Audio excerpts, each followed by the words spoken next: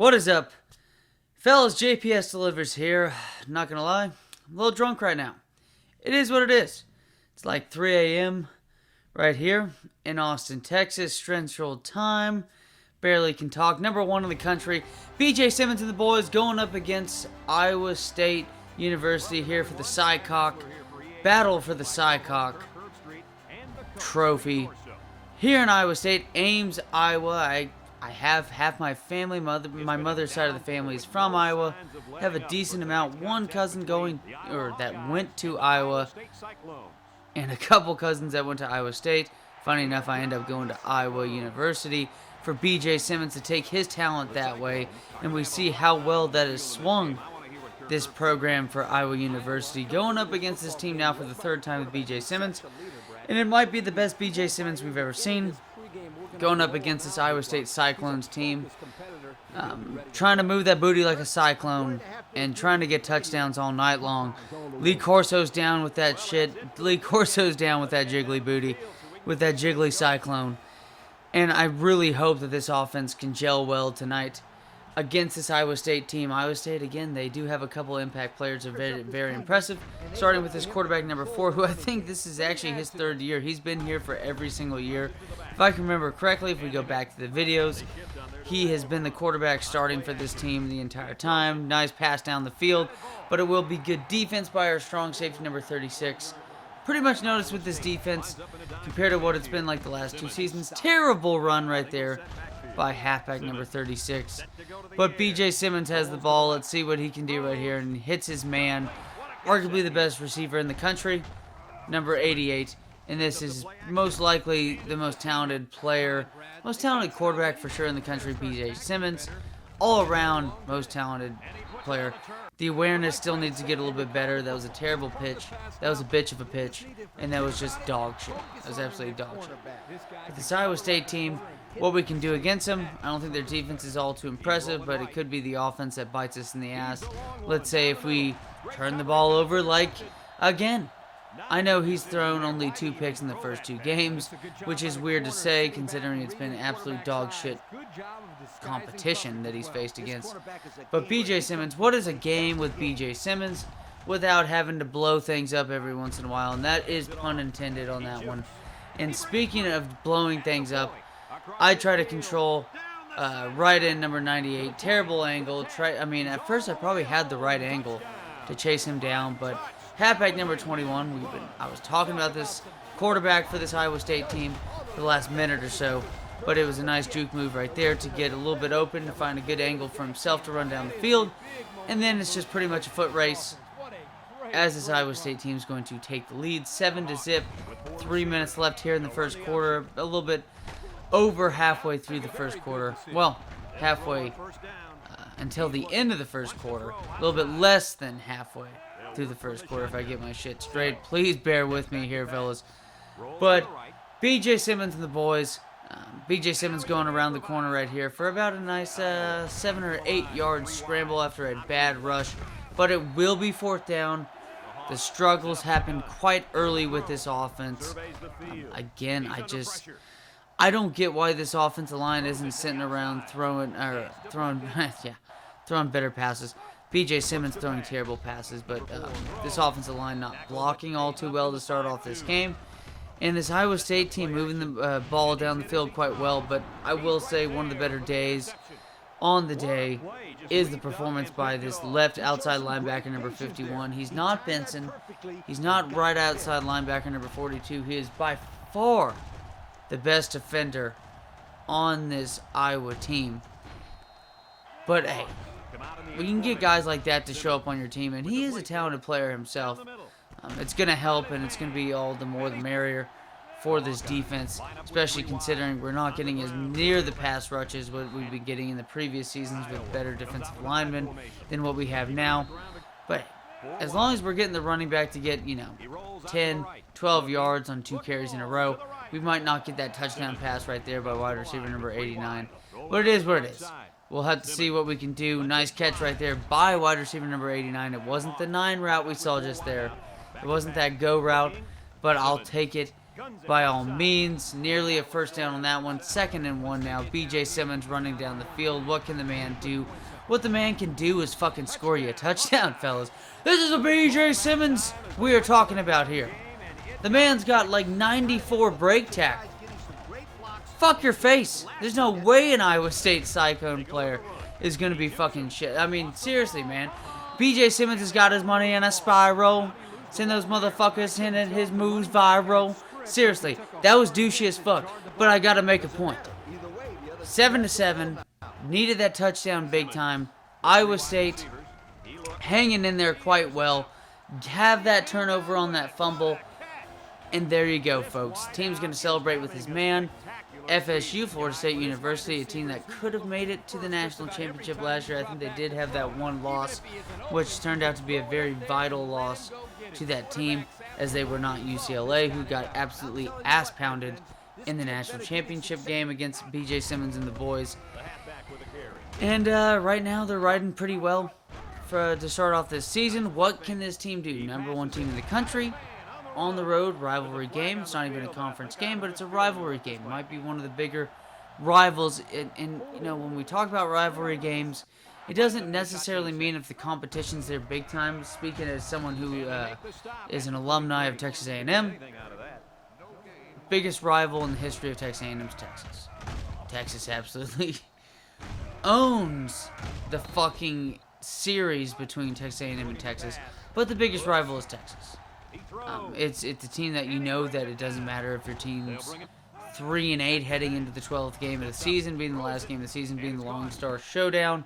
When you're playing a rival team like this, it doesn't matter if you're way less better than your rival. You're going to show up to play them the hardest. It doesn't really fucking matter. This is no fucking, you know, and for example, is the way this team's been playing. Shooting off the cannon right there, and by all means, UFC gets the win. You saw that. I believe UFC was playing at number 14 in the country. Did not catch what the team was. But UFC with a nice win right there on the scoreboard. 5th in the country. Beat the number 4 team in the country. But we're going to show the highlight right here, which was a 6-yard run, which went with the equivalent of a 70-yard catch for, you know, this Iowa offense, considering how bad runs have been with the running back. I don't know what the deal is. But it is what it is. I will take 6 yards more than anything. It's basically 6 yards in a cloud of dust when the running back's going to have the ball. Again, trying to pick the ball off. I get greedy. We're not going to give up a touchdown on that play. Fortunately enough, not that fast of a wide receiver.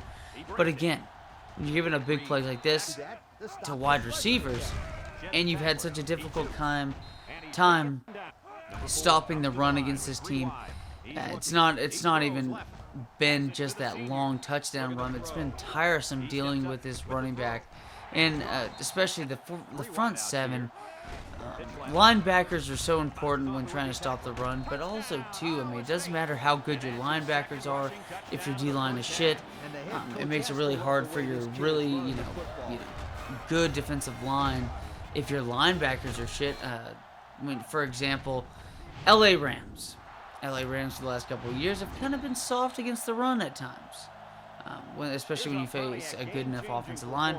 You have Aaron Donald out of Pittsburgh, who might be one of the most unstoppable forces in the history of the NFL.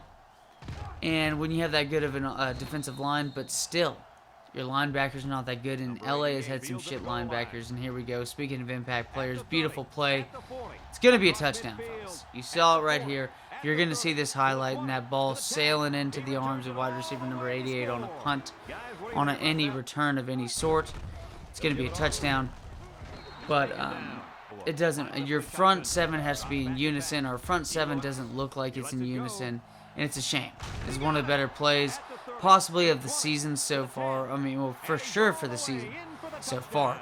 But beautiful play. Could be the play of the year just by this guy already. But just by the looks of it, being able to play just shit competition and shitting on them now that we play a rival like this, and just not that talented of a rival, there might be a lot more other plays that he's going to need to make. And speaking of, a beautiful catch right there down the left side of the field, and a terrible pass hit as he threw it.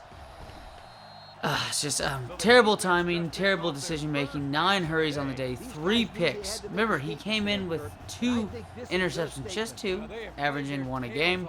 He's been averaging more than, easily more than 1 a game in his first 2 seasons at quarterback. BJ Simmons, it's the one thing that scouts Mel Kiper's douche ass and Todd McShay's bitch ass are looking at when talking about BJ Simmons headed into Madden 2008 superstar mode. And that's going to be a thing, fellas. Don't think this thing's going to end. I'm going to cry when this shit fucking ends for college football, for NCAA football 08. But this man's going to be headed into the draft. We're going to import that draft class. Benson, hope to see that man someday heading into the NFL as well. But BJ Simmons going to look to try to make him a first-round pick. He's in the running for Heisman. Easily #1 player for Heisman. He was headed into this season. He is still now. 17 total touchdowns in 2 games. I think y'all can do the math. It doesn't even matter if y'all are shit at math and get it off by 1 or 2 touchdowns. That's still averaging at least 7 to 8 touchdowns a game. It's averaging 7.5 or 8.5. It's sick. It's gross. And he's still scoring a decent amount on these plays. It's just BJ Simmons balling out for this team. Even though the defense is not just doing all too well, BJ Simmons, again, using that athleticism to pretty much just throw a ball behind his back, forward, but throws it backward.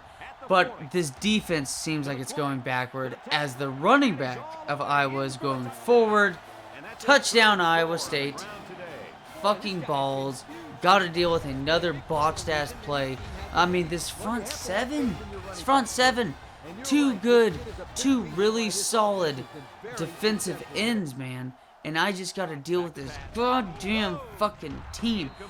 But thank God I got to deal with the lack of talent that is this Iowa State Cyclones team. Right there, Gerard Johnson throwing for 6 touchdown passes in that win for Texas A&M.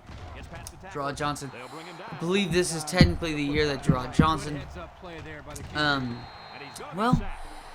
is it the year that Gerard Johnson... Yeah, I think it is.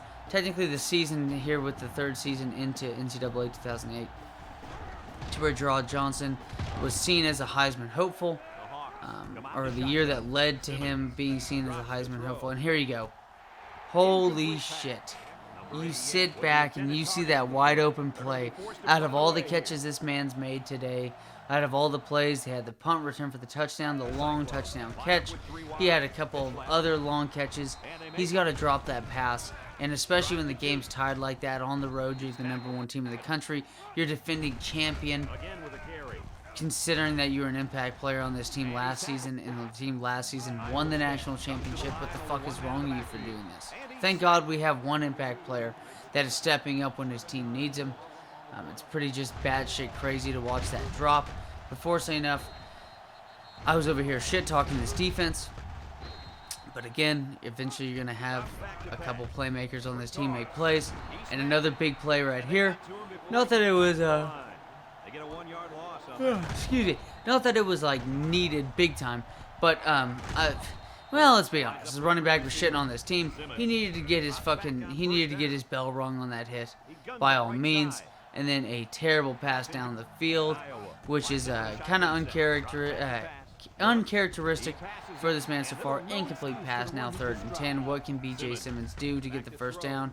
And here we go, nice scramble up the side. And, hey, fellas, this is what the best player in the country does.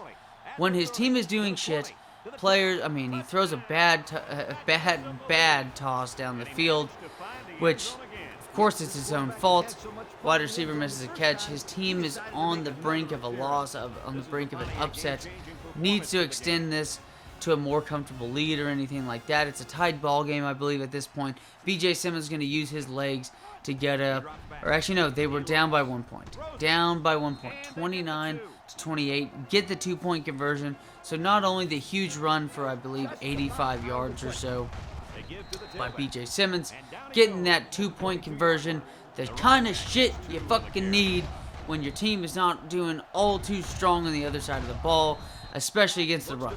It's like we saw Chris Beanie Wells, this guy, not looking near as impressive, but speaking of being impressive, I said this before. This guy recovered a fumble after already getting his first pick. Gets that second pick. Had to press X real quick because it's fun to watch these guys celebrate after a play like that. But you're already at the opposing team's 25-yard line.